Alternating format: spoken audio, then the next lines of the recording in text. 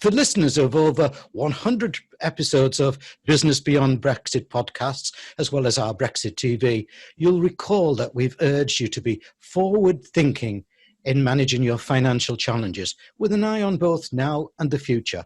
Of course, you now have the whammy of post-COVID, likely recession, and Brexit uncertainty with you right in the middle of that triple sandwich. So too many leaders are so busy daily firefighting, they're not taking enough time to discover their financial resilience options. Well, today, I'm asking you not to listen to me, but instead to a true financial expert. He's the chief economist of Equals. Welcome, Jeremy Thompson-Cook. Nice to see you, Jeremy. Thank you. Oh, first of all, before we go into telling me about yourself and Equals, what does a chief economist do? I get this question a lot because it's a very grandiose title, but what it actually means is it's my job to basically oversee and try and analyze everything that is going on within the economy and make sure that any changes, any movements in either, let's say, inflation, unemployment, consumer spending, the housing market, or obviously my particular area of expertise, currency, is analysed appropriately and make sure that therefore any risks that may pertain to international businesses can accurately be hedged away. I've been doing it for a fair while, but needless to say, what we're currently going through wasn't in the textbooks. No, it's a phenomenon, isn't it? So tell me about yourself and then tell me about Equals. So I've been with Equals only a couple of months now, but I've been in the currency market since 2007 and in wider financial markets since 2000 and 2002. I say my speciality is currency. And being in FX since 2007, I've seen obviously the global financial crisis, the Eurozone debt crisis, the Scottish referendum, the Brexit referendum, obviously coronavirus as well. So there's not much within that I haven't already seen as far as the impact of currency on international businesses. As far as Equals, we are a financial services company based in the city of London and in Chester.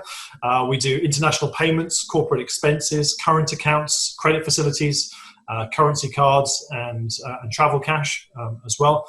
Any business we think is going to need at least one, if not nearly all of these products as they grow and evolve. And we have a number of client businesses that have started using us for one product and now use multiple.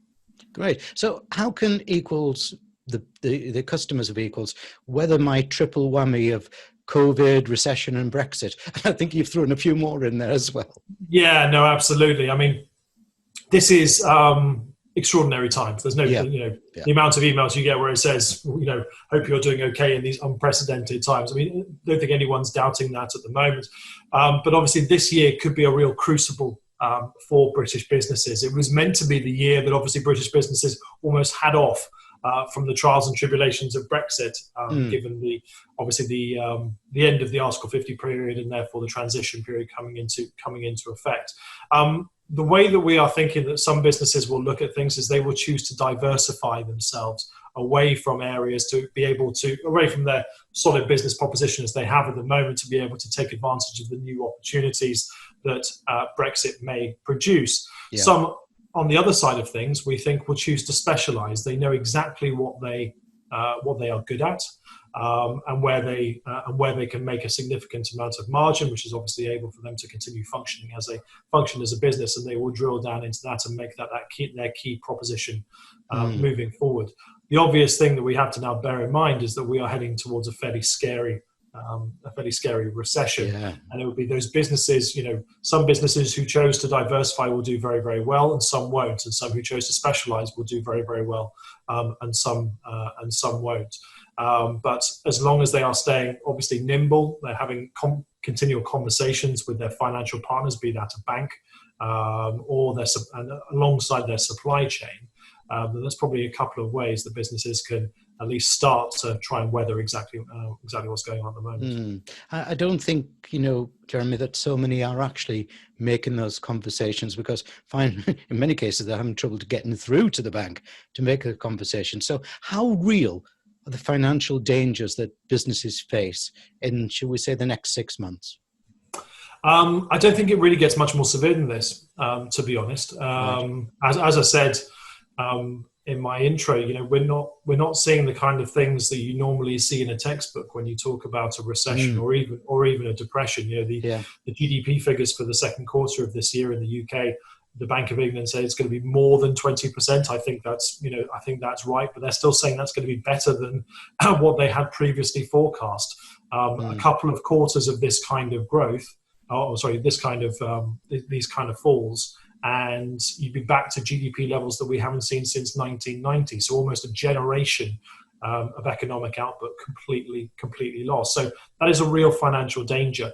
We're living through the greatest shock to global economics since the Great Depression, and also, to bring it back to Brexit as well. That was the additional danger. There was already going to be a huge upset to the UK's own apple cart since the 1970s. So you put that kind of double, triple whammy, however whammies are in there together, and businesses are kind of caught between a rock and a hard place. Some things they've been able to plan for. Obviously, we've been talking about Brexit for 4 years now. Yes. But coronavirus, you can't. It's the undefinable risk, and so hopefully businesses have prepared for Brexit as best they can. And if we do see an extension to the transition period, they're allowed to enact those processes once they've got off the mat after coronavirus. I think you hit upon a really good point beforehand. Those businesses that are agile will weather the storm. It's knowing how to be agile and pivoting and all those other words that we're throwing out in marketing terms these days. Okay, COVID has left many micro businesses reeling and likely financially unstable. Buyers say that in the future, and we follow a lot with Chartered Institute Procurement and Supply and so on, they will be looking more closely at the financial standing of suppliers before they give them an order. However, those businesses are likely to be keen, and as always, small businesses will do a great job. What can they do to give reassurance about their financial credibility? There's a couple of things that businesses can do here, I think, but it all revolves around communication. You cannot be putting your head in the sand, and you have to be open about the steps that you have taken to mitigate risks. That could be, a hedging program for sterling euro risk or sterling dollar risk or any currency risk. Interest rate risk, if you've got that from borrowing contracts, you could be renegotiating contracts as well.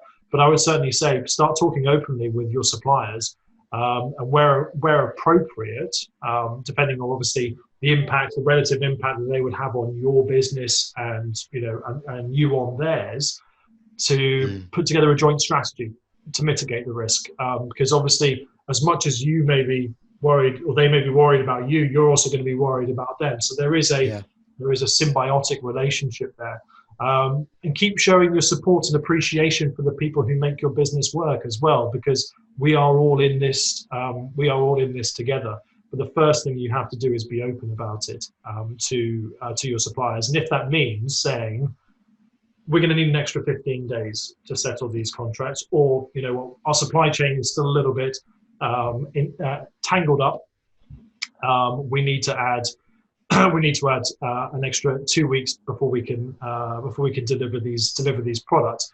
If you're telling people early about these kind of problems, then they have the opportunity to be able to make changes that they will need to make. The last thing you want to do is drop it on their laps on the day before settlement, for example, because no one benefits from that. Yes, as you quite rightly say, good communication between supplier and buyer is essential. Absolutely. Excellent, thank you. Look, at BizVision here, our two business recovery programs are called Bounce Back, and we had the name before the Chancellor, by the way, and Bounce Ahead.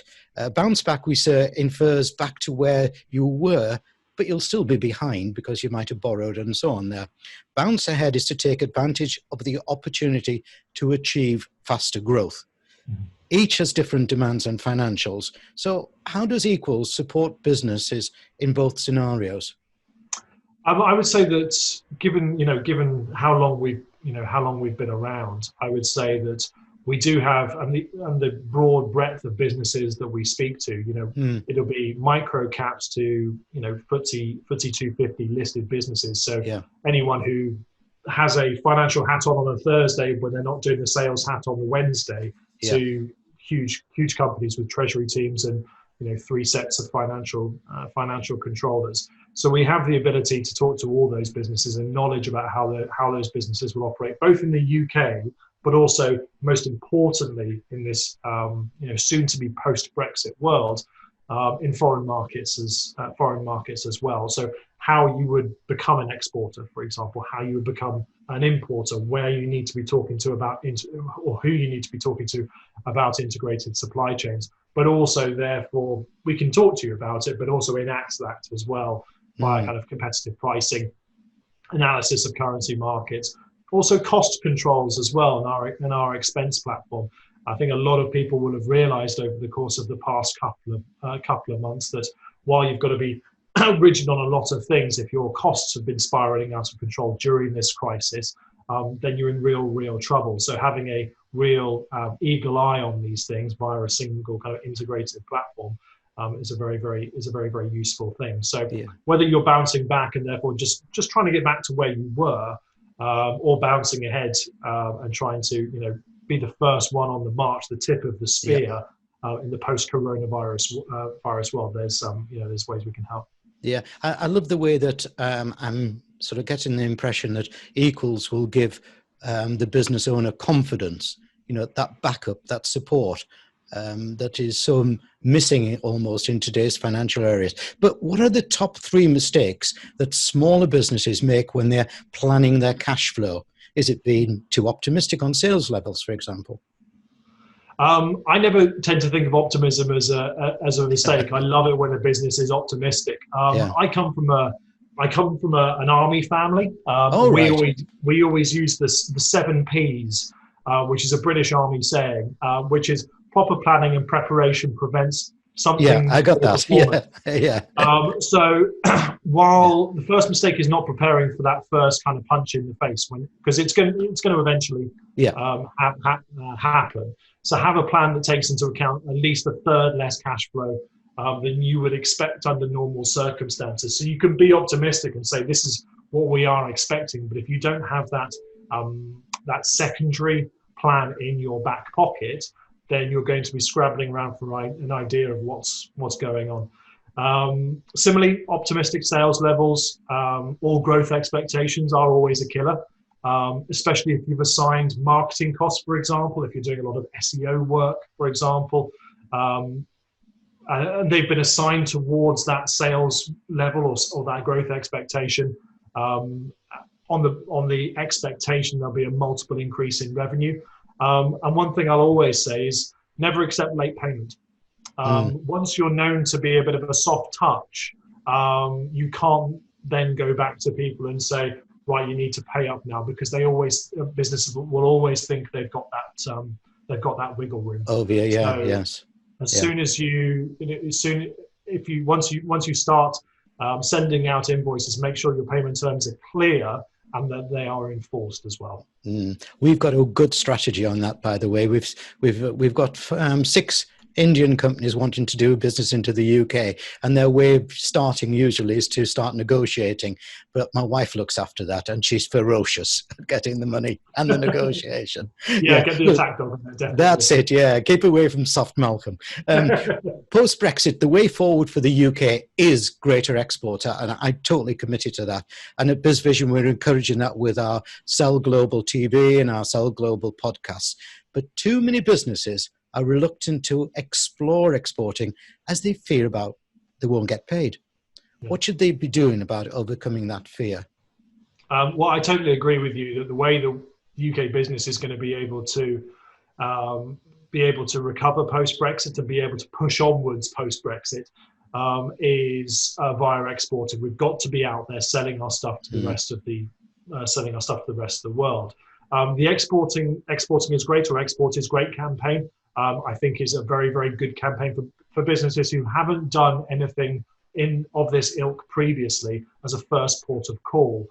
Speak to international trade bodies and chambers. That could be the UK Australian Chamber of Commerce, or the UK US, or the UK Japanese as your first port of call as well, and make sure that you get as much information out of them as well. Once travel restrictions are lifted as well, go to the country. You won't understand selling into a country unless you've been Correct.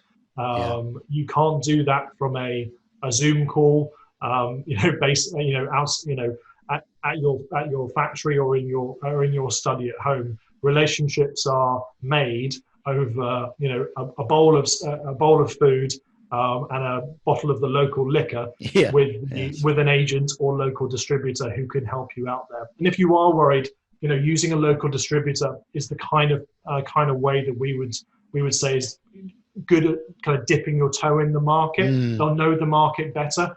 They can put your product in front of the right audience. They may be able to promote your brand in a market that you haven't thought about because they'll have all that local knowledge. They may be a little bit smaller. They may be able to get you in front of, give you a little bit more attention. Or obviously, if you want to just spray it wide and loud, then larger distributors may be able to do that in a more attractive way. And when you find that partner as well, when you find the right partner, make sure you agree with terms as quickly as possible, so you know exactly what you can start budgeting what you get from the sales from your foreign operation as quickly as possible. I kind of just a side question there, based upon your expertise in currency there. So if we're encouraging those businesses to think about exporting, what should we be telling them or advising them about currency movements? Or is that very speculative for the future? No, I mean, what I would say is that, a lot of businesses, if you're exporting, for example, to, let's say you're exporting to US, just to use, as an example, a lot of US businesses will always want to be paying you in USD. They're not going to want to pay you they're not going to want to pay you in sterling. So therefore you are taking on currency risk there. So you need to be speaking to a currency specialist to make sure that if you are to, especially if your margins are razor thin, you need to make sure that you've got a hedging policy in place to protect those margins moving forward. And obviously you're also going to need a currency account as well to be able to collect those US dollars and then eventually transfer it back into sterling. So, you're speaking to, exporting is great. For example, you've got an idea about where you want to export. That's the time where you want to have a conversation with a currency broker, with someone like Equals, to be able to say, how would I be able to hedge this risk? And then and then they can move forward from there. I like that. Yeah. So we've put up the URL for Equals there for people to go along and have a look at. Look, let's get back to money. When I talk to many business leaders, especially the smaller ones, they fear loans, as often this requires personal guarantees or other security. How should a business go about assessing if a loan is for them, or should they also consider other forms of financing, such as factoring? Yeah, they should always, you should always consider every form of financing that you could probably get. My view is always a case of kind of cost-benefit analysis. Borrowing money isn't a bad thing. Taking a loan isn't a bad thing. Borrowing expensive money is the problem. And that's what will shackle the business longer term, especially if you've also haven't had to give away, huge personal guarantees or other security against that debt. Once again, I always, it's probably why I'm on a podcast, but I'm a big fan of communication. And so have that conversation with your bank, with your finance provider, to say, this is my creditworthiness. Obviously, the industry that you work in, and circumstances will obviously differ depending on those two facets, to whether loans, factoring, discounting is going to work. Is going to work better for others.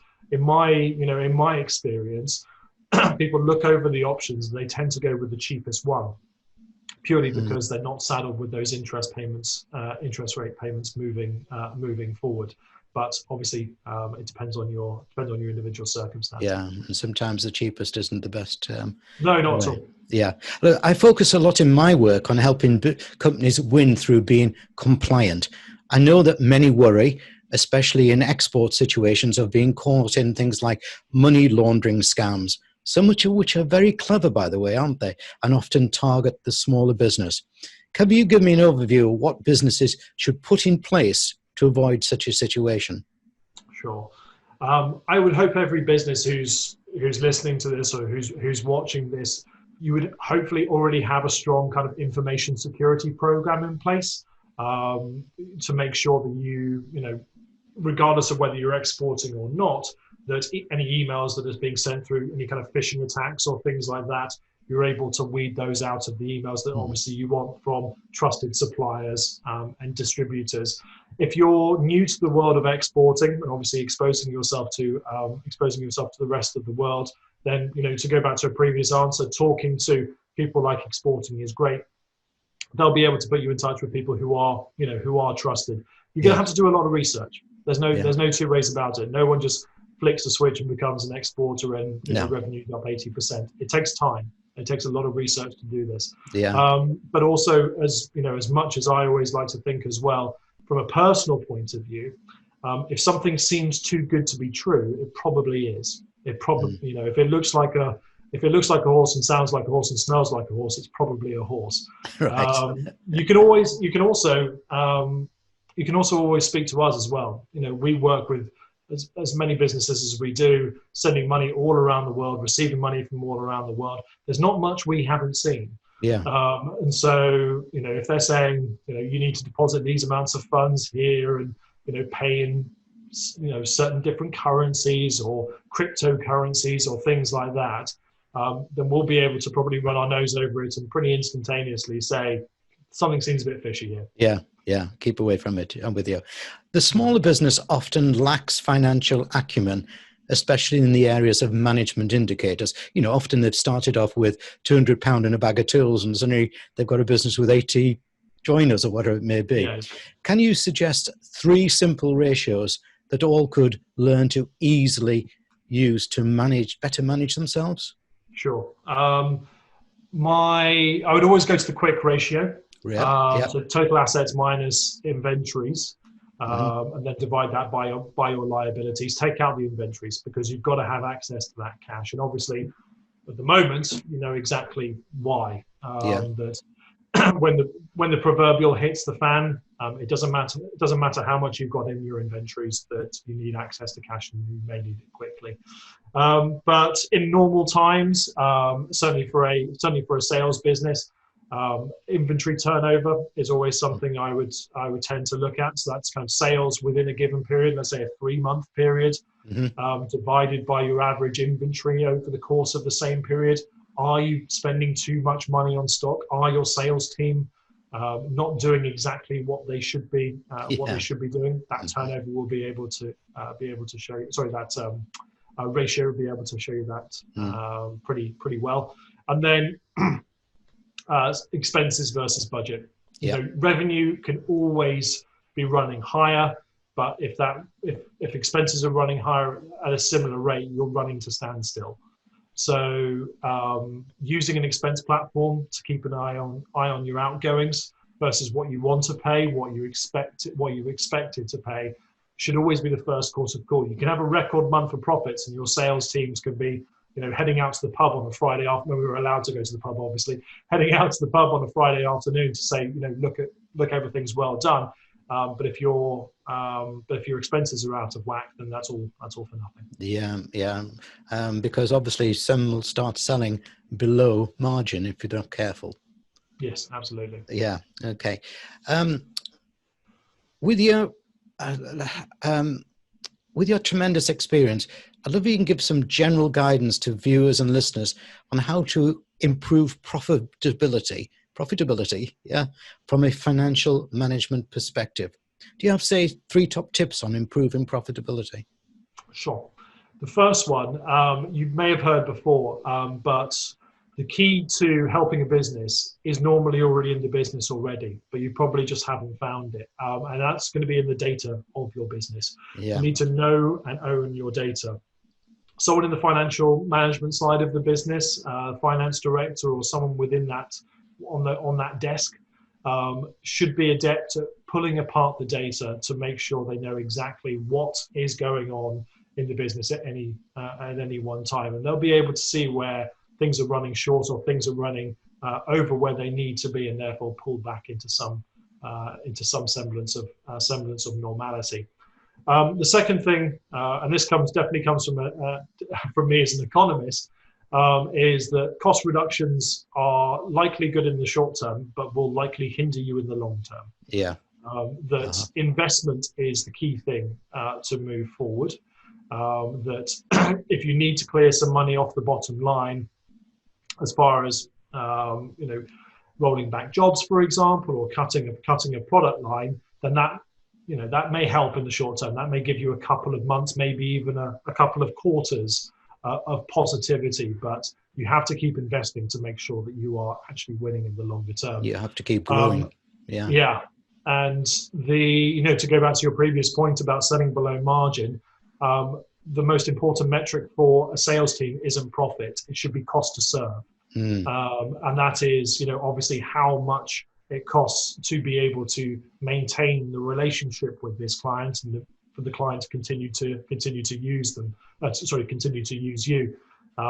It should, don't prioritize revenue, prioritize the profit once all those costs have been taken out.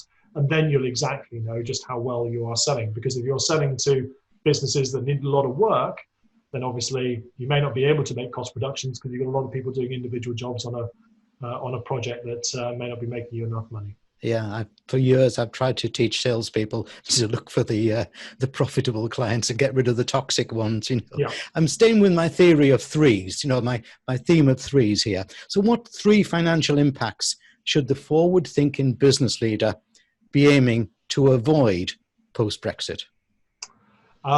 3 things. I would say, firstly, we are, there's 2 sets of economists at the moment. Some who think we're not going to see inflation as a result of what's going on at the moment and as a result of Brexit, and some who definitely do think we are going to see inflation. Regardless of whether we do or not, I think we are going to see businesses start to put some prices higher. Now, that's okay if it's actually necessary, but I think we'll start to see the consumer and other businesses become a lot more picky about what they are spending their money on. So unnecessary price inflation, you're going to have to avoid that because I think we'll see consumers shop around for very, very good deals, but then tie themselves into brand loyalty moving forward. And if you put your prices up by too much, unless you obviously have a very, very specialized product which people are going to move away from, then you may find that to be an issue moving forward. Supply chain elongation, and obviously the costs involved in that. You should have, you probably will have had conversations with these with suppliers since the beginning of the Article 50 process. So, in the grand scheme of things, you should have done an audit of your supply chain. You should have done the what-if kind of scenario planning for the rest of the business. But if you haven't, you've got to do that.